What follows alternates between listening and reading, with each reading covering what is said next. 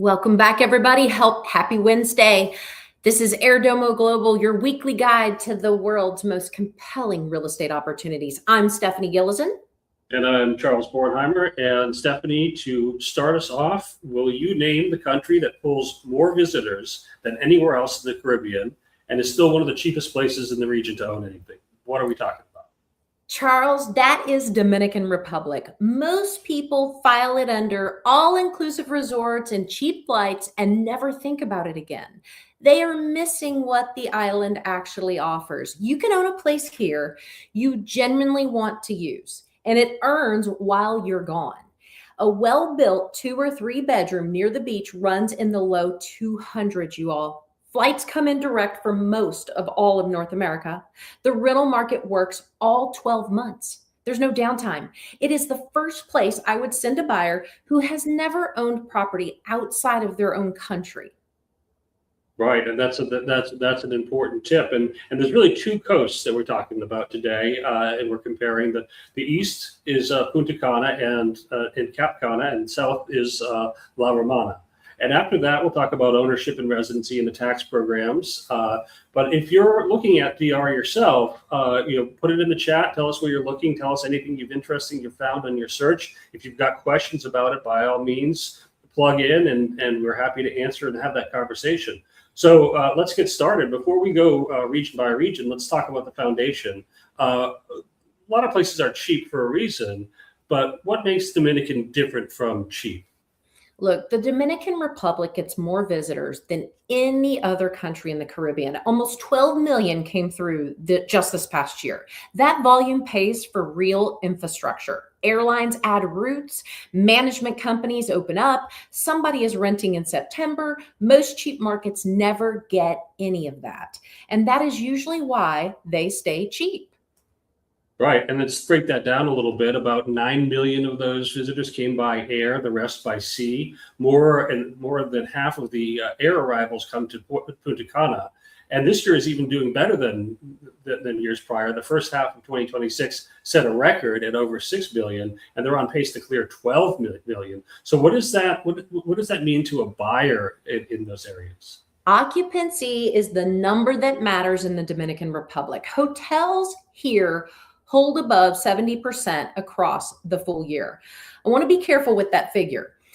It is a market signal, not a promise on any one unit. What it tells you is that the demand does not switch off in September. Most of the region has a 3-month season, okay? You carry the property the other 9 months. But here in the Dominican Republic, the calendar is always on your side, and that's a rarity. Yeah, it is, and that's huge. Well, let's get specific and talk about the East Coast in particular. We have Punta Cana on the eastern tip in the La Altagracia province. This is the high concentration of resorts, all the restaurants, all the marinas. Why does this end of the island keep coming up in conversation?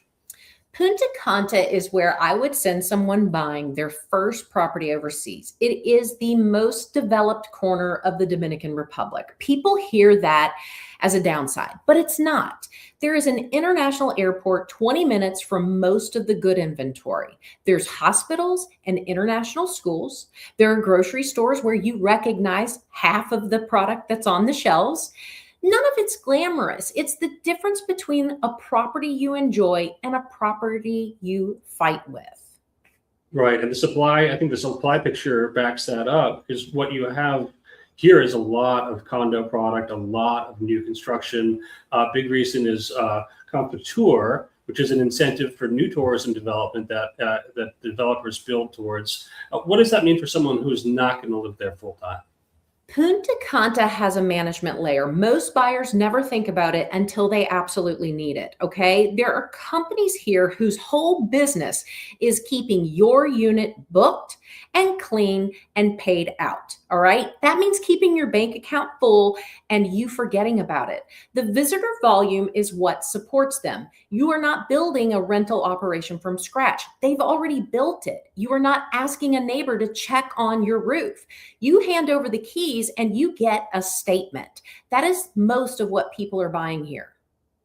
Right, and so let's take a step up that price ladder. Same area, same East Coast, Cap Cana. gated, master planned community. It's about 15 minutes from the airport. Punta Espada golf course, a full service marina. There's a St. Regis and an Eden Rock right on the site. What does Cap Cana mean to the buyer? Cap Cana is selling control. Everything sits behind one gate with its own security and its own set of rules about what gets built and how it's going to look. All right. That's a different product from the condo market 15 minutes up the road. Buyers there are not chasing yield. They are buying a legacy home or the place the family lands every Christmas for 30 years. What they are paying for is the certainty that the view will still be the view 20 years from now. Right, and the pricing there kind of tells the story. A median villa is going to sit around maybe to 1.5 million. Condos in around the 350 to 400 range, with the whole community running anywhere from 300K to 20 million and even up now. So that asks a question about the front door. What can you tell buyers about that? Most people will get inside of Cap Cana through a condo rather than the villa. The entry point is right around $300,000, and that's why. The villas behind that same gate trade for several times that, and you just mentioned that. You are buying the address and the amenities instead of the square footage. Plenty of buyers want that level of finish and do not need 8 bedrooms to get it. The gate is a lot closer than it looks. And one more thought before we leave this particular area. The country is a little wider than just the East Coast. We have the South Side too. We have La Romana, Casa de Campo, Bayahibe, polo fields, the Teeth of the Dog golf course, an entire working marina. Where does that coast fit in for you? Casa de Campo has been doing genuine high end in the Dominican Republic for 50 years, long before Cap Cana even existed. It is old money Caribbean with polo and golf and a working marina. Imagine polo overlooking the ocean, guys. I mean, isn't that amazing to even think about? It feels nothing like newer communities on the East Coast. Buyers usually know within 10 minutes which of the two they prefer. Both sit under the same ownership rules and the same tax treatment. Right, and that's the part of the story that I think is really interesting. There is a tourism incentive law here. It's a conflict, and with it, standard costs are at around 3% transfer tax at closing, and an annual property tax of 1%, charged only on the assessed value above a threshold of $170,000. So assessed value normally tracks at or below the purchase price. On a qualifying property, the conflict removes both for up to 15 years. So the clock starts when you get the approval, not when you buy. So that's an important thing to remember. Absolutely. And the Confiture approved property in the Dominican Republic can save a buyer close to $40,000 on a $350,000 condo, you all. $40,000. About $10,500 of that comes off the closing table day one. The rest builds up every single year. The exemption still has left to run. Most buyers hear tax incentive and assume it's a rounding error. A full term worth about 11% of the purchase price. 2 condos in the same building can look identical and be $40,000 apart because of those incentive differences. Right. Important to keep in mind, and also important to remember that it's when the project got approved, not when you purchased. So that's an important data point to look at before you do your math. And again, this isn't a shelter. It's not a workaround. It's written into national law. It applies to Dominicans and foreigners on the same terms. So that brings up another question for North Americans to think about. What do you think that would be? Well, a foreigner in Dominican Republic has the same constitutional property rights as a Dominican citizen. There is no trust structure, no local partner. You do not need residency to buy. You can take your money back out when you sell. There's one rule worth knowing about. The first 60 meters back from the high tide line is public land, and nobody owns it, Dominican or foreign people. So check where the lot actually starts before you believe the word beachfront. Everything behind that line you hold in your name. Everything in front of that line is public property. Yeah, important to remember and to make those measurements. But one more piece before we close out this particular topic. There are residency pathways here. The thresholds change. What's your standing advice for someone who's getting serious about Dominican and wants to look at the residency factor? Anyone buying in the Dominican Republic, first off, has to reach out to Airdomo. That's what we're here to do. We have built the relationship with the special attorneys that can handle this. So before you sign anything, you need to consult with us so that we can get you in front of the right people. We want to confirm that Coffertura resolution in writing. We want to confirm it by number and by date for that exact project. The exemption attaches to the project and not to your unit. It runs from the approval date. So a project cleared 6 years ago has 6 fewer years left in it for you. Developers advertise the benefit constantly, but they never mention the clock. They don't mention when the clock's going to run out. So getting that wrong is going to cost you real money, and you don't want to find that out at the closing table. No, absolutely. So let's put this all together against all the markets we've been talking about here on the show. Where are you putting DR?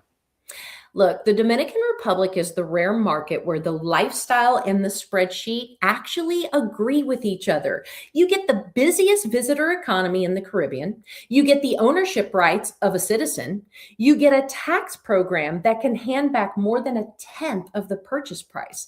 Most places in this region give you one of those, and then you live with losing the other two. Very few countries anywhere give you all three at a price a normal person can actually afford. And a normal person, you all, that's us. And here in a few months, I'm going to the Dominican Republic for this exact reason. There are amazing inventory there for us to take a look at, and there's great opportunity. Yeah, absolutely. And there's a ton on Airdomo right now. Everything from the condos we've talked about to the spectacular villas. So make sure you check it out. But if you are actively thinking about Dominican, and what might be there for you, put it in the chat, as we said. Put your questions, put what you're finding, what you're looking for. Punta Cana, Cap Cana, which one is your preference? Stephanie, how would somebody who's kind of deciding between the two make that decision? Well, the choice between Punta Cana and Cap Cana comes down to what you want the property to do while you're not in it. If you want it to earn, that's Punta Cana. The rental demand is there. The management companies are there. The whole corridor is built to run without you. But if you want it waiting for you, that's Cap Cana. You're paying for the gate and the standards of certainty.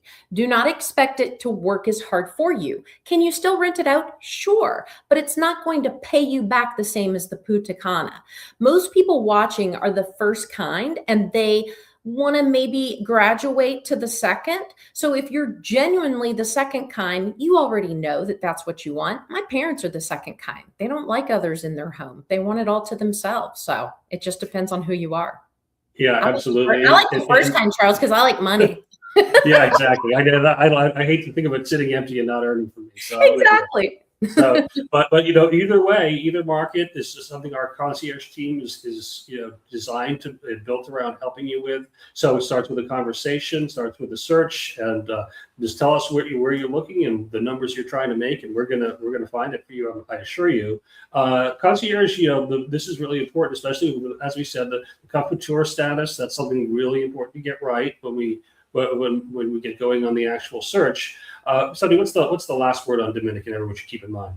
The Dominican Republic should be on your list if it has not been. The smartest buyers move before the trade is obvious to everyone else. And this country has been obvious to the Canadians and the Europeans for 20 years, okay? We in America, we're just figuring it out right now. That gap is the only window that ever really matters. So thank you again for joining us on Airdomo Global. Head to airdomo.com to connect with our concierge team and start your conversation with us. We will see you next week with another market, another opportunity. And until then, find your place in the world. Yeah, find it on Airdomo. We'll see you next week. Bye, y'all.